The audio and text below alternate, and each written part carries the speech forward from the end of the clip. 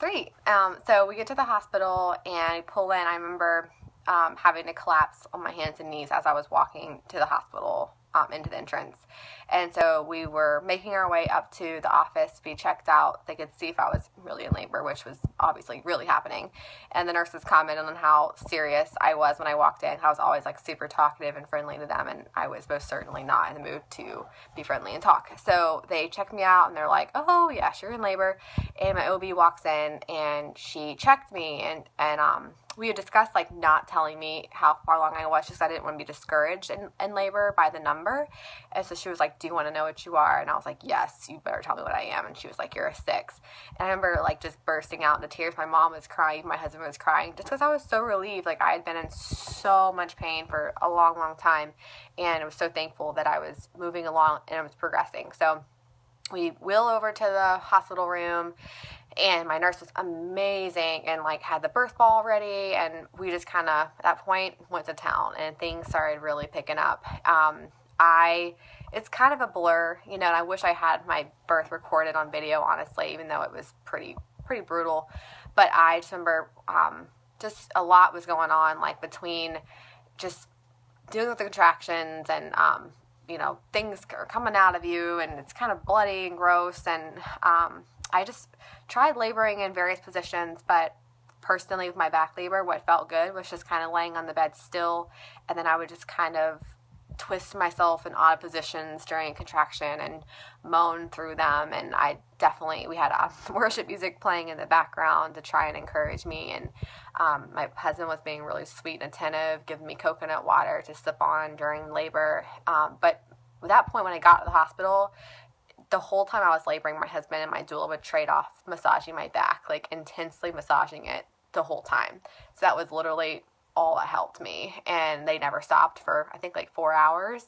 So I got to the hospital like 11 o'clock, I want to say. And shortly, really it was a couple of hours, I would say. And they were like, okay, like you're, I think like at 9 at that point. And I was like, oh my gosh, praise the Lord. And so we said like, okay, we can start pushing like probably somewhat soon.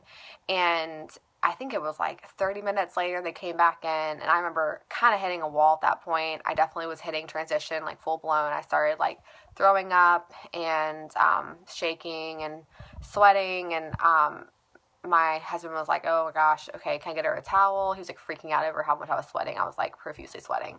And they came back in and checked me, and I was a 10. So we started to push. And at that point, the contractions kind of shifted a little bit. They spread apart. They were like 5 to 8 minutes apart. At that point, my back was so raw from the pain that like I couldn't even feel when I was having a contraction. I remember being like to the nurse saying, I need you to tell me when I'm having one, because I'm in so much pain and I can't even tell you like when one's starting. So she would like hold my stomach and say, okay, you're having one, push. And I was pushing, and even though like I could have waited to push until like I felt more pressure, I felt some pressure, but it wasn't intense. I just wanted to push to freaking get it over with at this point. And so I pushed for about an hour and a half until he was born total. So it didn't feel like an hour and a half. It really didn't. So I was pushing and pushing and pushing, and then my water blew all over the nurse. It was crazy. I felt so bad. Like I've never seen that happen. I watched a lot of videos, and I literally blew my water all over her. She had to change scrubs. It's pretty gross. My husband was like, that was awesome. And so that was crazy. But the water was clear, so that was awesome. There's no meconium. And I remember like pushing and feeling him move down that space, and it was so painful and intense feeling. And they were helping me remember to keep my pelvis wide, my legs back really wide, and not close up and not tense up. And I remember watching the room energy start to change, and they started bringing the carts in for delivery, and they dimmed the lights even more and closed the blinds. And I remember feeling like, oh my God, it's getting close. Oh my God. And my doctor walks in, and she was like, I'm so sorry, I'm just not getting here. I wanted to be with you earlier, but I had 2 surgeries to be at. And I was like, oh, it's okay.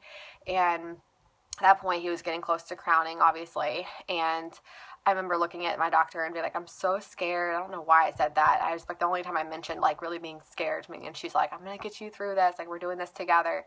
And at that point, I was on my side pushing, and I was gripping that bed rail so tight that my arm completely spasmed up for like hours afterwards. I was holding it so tight. At that point, I remember the sweat just started pouring down my face. It was unbelievable. I'm not a big sweater, and it was just crazy.